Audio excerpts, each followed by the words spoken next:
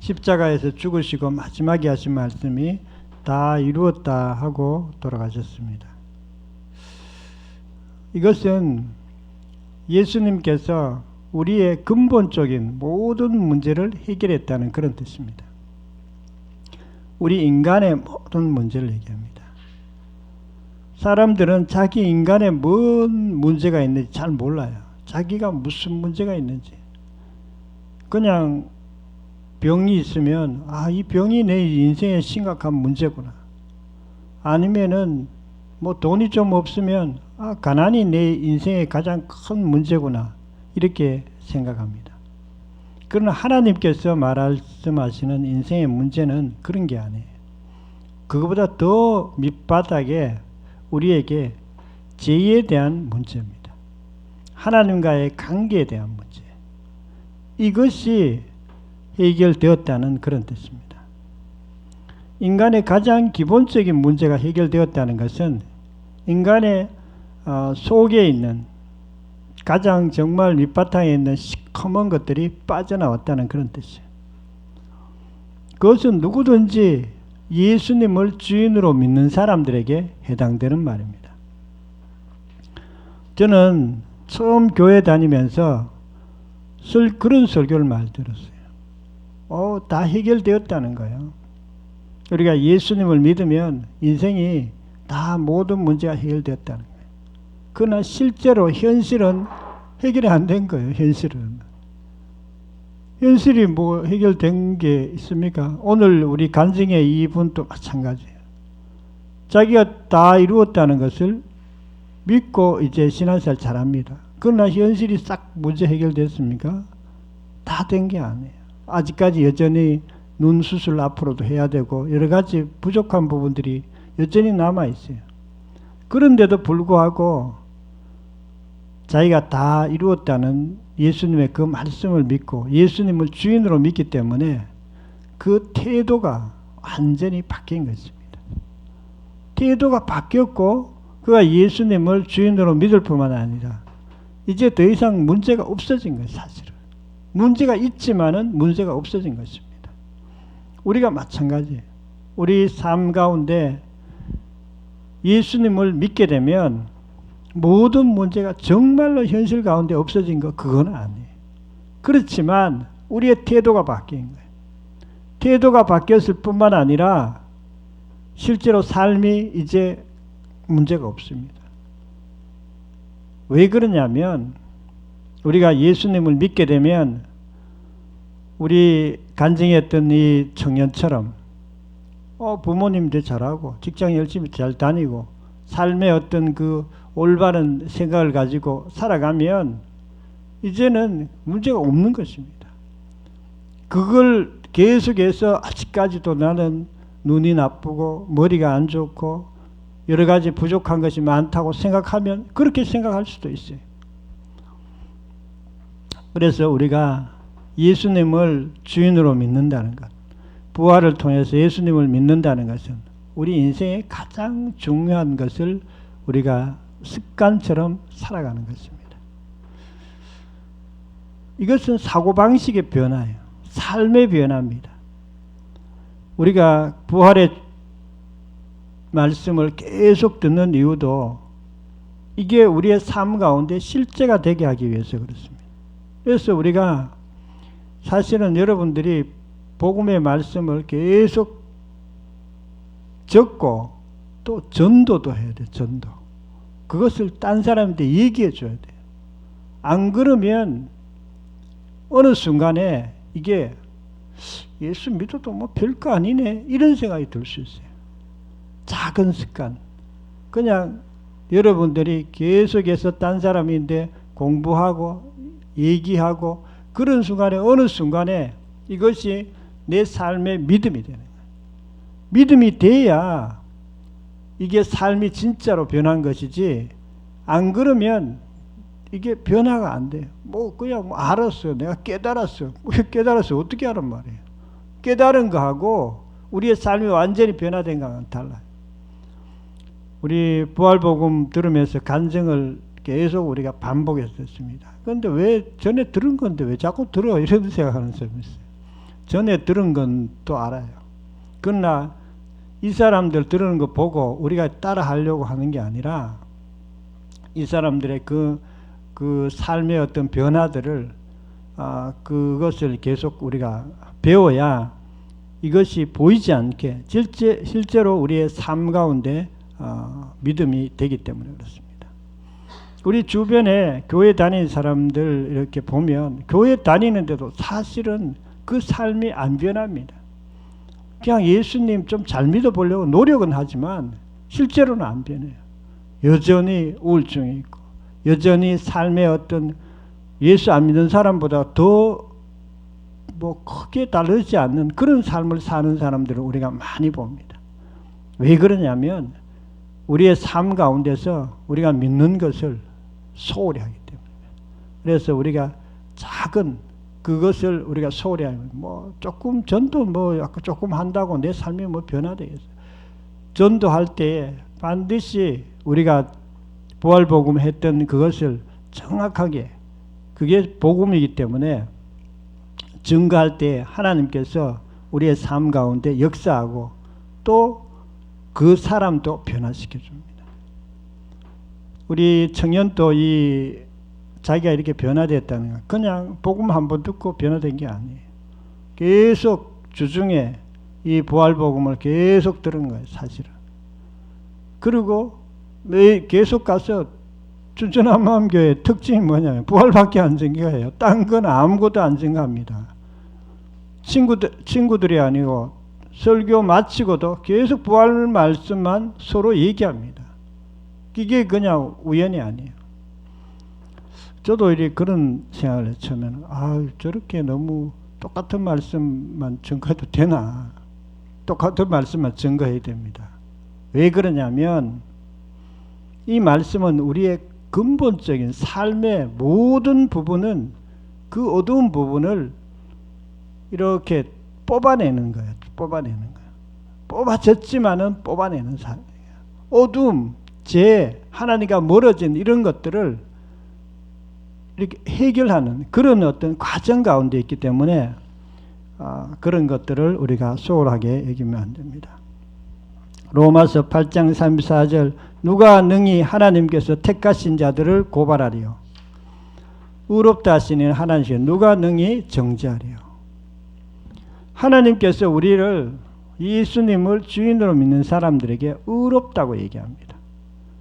너는 의로운 자야. 내 아들이야. 너는 벌써 사랑하는 자야. 너는 늘 감사하는 자야. 하나님께서 우리 보고 그렇게 말씀하고 있습니다. 물론 아직도 우리가 그렇게 충분히 변화되지 않을 수도 있어요. 그러니까 하나님은 우리 보고 그렇게 말씀하세요. 히브리서 10장 19절에 예수의 피를 힘입어 성소에 들어갈 탐욕을 얻었나니 그 길은 우리를 위하여 휘장 가운데 열어놓은 새로운 살 길이요 휘장은 곧 그의 육체니라. 예수의 피를 힘입어 우리가 성소에 들어갈 수 있다. 하나님을 만날 수 있다는 거예요. 우리가 하나님을 만나고 하나님과 교제하고 하나님과 소통하는 것은요 예수님의 피 때문에 우리가 뭔가 이렇게 해가 그런 게 아니라 하나님께서 이미 우리를 위해서 다 그 길을 열어놓으셨어요. 피 흘려 주셨고 우리를 위해서 모든 것을 해 놓으셨습니다. 그것이 새로운 살 길이라는 거예요. 우리가 우리의 살 길, 대부분의 사람들은 이 땅에서 살 길이 뭔가? 청년들은 좋은 직장 이렇게 얻으면 새로운 살 길이라고 해요. 내가 좋은 남편, 좋은 아내를 만나면 내가 새로운 살 길이 아닐까 이렇게 생각해요. 성경은 예수님의 피, 그 보혈이 우리의 새로운 살 길이라고 이렇게 말씀하고 있습니다. 이사야 59장 2절에 너희 죄악이 너희와 하나님 사이를 갈라놓았고 너희 죄가 그의 얼굴을 가려 너희에게서 듣지 않으시게 함이니라. 너희 죄악이 하나님 사이를 갈라놓았다는 거예요. 하나님 사이를 갈라놨다. 하나님 사이가 어떻습니까? 우리는 하나님과 소통하며 살아가고 하나님과 사랑하며 살아가고 하나님을 경외하며 살아가게 되어 있습니다. 그런데 죄악이 내 속에 있는 그 죄악이 하나님 닮기를 싫어하고, 그 죄악이 예수 믿기를 싫어하고, 그 죄악이 하나님과 멀리 떨어지게 하는 그것이 하나님 사이를 갈라놨다고 이렇게 말씀하고 있습니다. 모든 인류가 그렇게 살아가고 있어요. 그래서 인생이 안 되는 거예요. 모든 인류 중에 그렇지 않은 사람도 한 명도 없다고 이렇게 말씀하고 있습니다. 그런데 예수님을 믿게 되면 그것이 허물어지는 거예요. 이제 하나님과 사귈 수 있게 되고 하나님과 사이게 되는 것입니다. 에베소 2장 1절에 허물과 죄로 죽었던 너희를 살리셨더라. 그때 너희는 그 가운데 행하여 세상 풍조를 따르고 공중 권세 잡은 자를 따랐으니 곧 지금 불순종의 아들들 가운데 역사하는 여기라. 전에는 너희도 그 가운데 우리의 육체의 욕심을 따라 지내며 육체의 마음이 원하는 것을 하여 다른 이들과 같이 본질상 진노에 처했더니, 전에는 그냥 세상 사람들하고 똑같이 살았어요. 세상 사람들의 사고방식으로, 세상 사람들의 습관처럼. 그런데 이제는 우리가 그런 삶을 살지 않는다는 거예요. 이제는 마귀의 종로로 타지 않는다는 거예요. 이제는 더 이상 비참한 삶을 살지 않는다는 거예요. 여러 가지 많은 문제가 있지만 그 문제 가운데서도 우리가 예수님을 주인으로 믿기 때문에 우리가 완전히 달라진 것입니다. 보혈은 우리 죄인을 거룩하게 합니다. 우리가 구원받았을 때 처음 예수님의 그 보혈 때문에 사실은 우리가 깨끗하게 된 것입니다. 로마서 5장 9절에 이제 우리가 그 피로 말미암아 의롭다 하심을 받았으니 더욱 그로 말미암아 진노하시면서 구원을 받을 것이니, 우리가 처음 예수님의 그 피로 말미암아 의롭게 된 것입니다. 우리가 의롭게 되고 구원받게 된 것은 예수님의 그 피 때문에 그래요. 예수님이 우리를 위해서 사랑하셨기 때문에, 우리를 위해서 피 흘리셨기 때문에 우리가 하나님의 진노에서 구원을 받게 된 것입니다. 보혈은 거듭난 자의 죄도 깨끗하게 합니다. 우리가 사실은 우리가 깨끗하게 되는 것, 우리가 지금 삶 가운데 완전히 깨끗해진 건 아니에요. 의롭게 받았지만 여전히 삶 가운데 뭐 말도 실수하고 행동도 실수하고 잘못할 때 있습니다. 그런데도 우리가 또 회개하면 하나님께서 용서해 주시고 또 하나님과 서로 사귈 수 있도록 예배 드릴 수 있도록 해주시는 것입니다. 여러분들이 지금 예배 드린다는 것은 굉장히 여러분들이 신앙생활 잘하는 거예요. 최고로 잘하는 것입니다. 만일 지금 이제 나는 예배 드리기 싫어, 뭐 예배 드려봐야 별거 없네, 이런 생각이 있다면 하나님과 멀어진 것입니다. 멀어졌고 또 그것 멀어졌을 뿐만 아니라 우리가 하나님을 이렇게 교제가 잘 안 되는 상태로 가는 거예요. 우리 자식들하고도 관계도 마찬가지예요. 뭐 자식이 뭐 엄청 잘해가 뭐 선물해 준다고 우리가 자식을 기뻐하며 자식하고 얘기만 잘 돼도 그 자식이 우리가 굉장히 사랑스럽고 우리 자식이 뭐 필요한 거 있으면 다 해주는 것처럼 하나님도 마찬가지예요.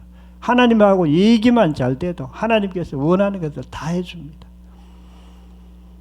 우리 거듭난 자의 죄, 우리가 회개하기 때문에 하나님이 우리 그 죄를 깨끗하게 하는 것이 아니라 우리가 예수님의 그 보혈 때문에 이미 우리를 사랑하셨기 때문에 한번 용서해 줄 준비가 다 된 거예요. 그런데 우리가 하나님 이런 부분도 제가 잘못했습니다, 이러면 하나님께서 용서를 해 주시는 것입니다. 예수님의 그 피 때문에 우리가 하나님을 만나서 예배드릴 수 있습니다.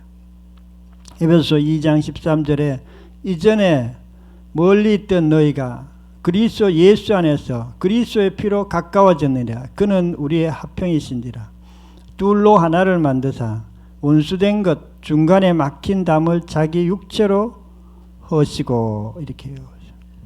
예수님의 그 육체 때문에 하나님과 원수된 상태에서 이제 해결이 되었다고 이렇게 말씀하고 있습니다. 우리가 지성소에 있는 하나님 만나는 게 쉽지 않습니다. 마귀 만나는 것도 쉽지 않지만 하나님 만나는 것도 쉽지 않아요. 왜? 영이기 때문에 그렇습니다. 하나님은 영이세요. 우리가 하나님 만나고 싶다 그래도 이거는 3차원 세계예요. 그래서 우리 육체를 갖고 눈을 갖고 시간이 있고, 영적인 세계는 시간이 없습니다. 공간도 잘 없어요. 공간도 뭐 여기서 말하는 그런 공간하고도 좀 많이 다릅니다. 그렇기 때문에 하나님을 만나기가 쉽지 않아요. 그런데 보혈은 하나님을 만나게 합니다. 히브리서 9장 7절에 오직 둘째 장막은 대제사장이 홀로 1년에 한 번 들어가되 자기 백성의 허물을 위하여 드리는 피 없이는 아니하나니. 구약시대 때는 지성소에 들어가는 것이 힘들었어요. 그리고 하나님이 함부로 들어오지 말라 그랬어요. 들어올 때는 지성소는 꼭 대제사장만 들어갈 수 있었습니다. 그 들어가는데도 그냥 언제든지 들어갈 수 있는 게 아니라 피를 가지고, 짐승의 피를 가지고 들어가야 그게 문제가 안 생겨요. 그냥 들어가면은 잡담 죽을 수도 있어요. 그래서 그러나 우리는 예수님의 피가 우리 속에 있기 때문에 얼마든지 하나님의 지성소로 우리가 들어갈 수 있습니다. 지성소는 하나님을 만나는 자리예요. 하나님과 교제하는 자리예요. 지성소는 임재 가운데 들어가는 그것이 바로 그 지성소입니다. 고린도전서 3장 16절 너희는 너희가 하나님의 성전인 것과 하나님의 성령이 너희 안에 계시는 것을 알지 못하느냐. 하나님은 우리와 함께 하세요. 성령님으로 함께 하십니다. 그래 그분과 늘 교제하며 말할 수 있어요. 뭐 말하면 어떻게 한단 말인가. 우리가 인생의 가장 큰 문제는 죄라 그랬어요. 어둠이라 그랬어요. 우리 삶 속에 있는 그 뿌리 깊은 그것을 우리가 뽑아내야 인생이 잘 된다 그랬어요. 그런데 인생이 잘 되는 길은 뭡니까? 하나님을 만나는 게. 빛이신 하나님을 지성소에서 만날 때 그것이 사라지는 거예요. 그 어둠이 사라지는 것입니다. 요한복음 4장 24절 하나님은 영이시니 예배하는 자가 영과 진리로 예배할지라. 하나님이 영과 진리로 예배하라는 거예요. 우리가 하나님 만날 때 그냥 만나는 게 아니라 피를 가지고 만나요. 진리이신 예수 그리스도를 가지고 나가야 돼요. 그리고 말씀으로 우리가 만나야 되는 거예요. 말씀으로, 영으로 만나야 됩니다. 영이란 것은 정신이란 말하고 조금 달라요. 마음이란 말하고 조금 달라요. 그거보다 더 깊은 영적 그런 어떤 태도를 가지고 만날 때 우리가 주님을 만날 수 있습니다. 히브리서 9장 14절에 영원하신 성령으로 말미암아 흠없는 자기를 하나님께 드린 그리스도의 피가 어찌 너희 양심을 죽은 행실에서 깨끗하게 하고 살아계신 하나님을 섬기게 하지 못하겠느냐. 저는 옛날에 예배 열심히 드리면서 하나님 내 인생도 조금 좋게 해주세요 이렇게 그 기도했어요. 근데 하나님은 내 인생 그냥 좋게 해달라는 그 기도는 좋은 직장에 들어가게 해준다, 뭐 삶이 조금 좋아지게 한다, 그 뜻이 아니에요. 하나님이 우리를 좋아지게 하시는 것은 우리의 정말 우리 속에 있는 어둠, 우리 속에 있는 죄, 우리 속에 있는 정말 근본적으로 해결돼야 되는 그것을 해결해 주시는 분이 하나님이세요. 그래서 그것은 우리가 하나님을 지성소에서 만나는 길밖에 없습니다. 그래서 우리가 날마다 교회에 나와서 기도하고 예배드리고 지성소에 있는 그분을 만나기 위해서 그렇게 하는 것입니다. 우리가 주님이 우리 속에 계시지만 그렇지만 우리가 또 만나기 위해서 애를 쓰는 것입니다. 히브리서 10장 19절에 형제들아 우리가 예수의 피를 힘입어 성소에 들어갈 담력을 얻었나니 그 길은 우리를 위하여 휘장 가운데 열어놓으신 새로운 살 길이요 휘장은 그의 육체니라. 예수의 피를 힘입어 우리가 하나님의 그 지성소에 들어갈 수 있다고 이렇게 말씀하고 있습니다. 우리가 하나님을 만난다는 것, 인생에서 가장 중요한 것은 하나님을 만나는 거예요. 그분과 우리가 교제하는 것입니다. 날마다 그분의 임재 속으로 들어가는 것입니다. 그럴 때에 우리의 보이지 않는 정말 수많은 문제들이 어느 순간 싹 사라지게 돼서 모든 문제들이 다 사라지게 되어 있습니다. 통성으로 기도드리겠습니다.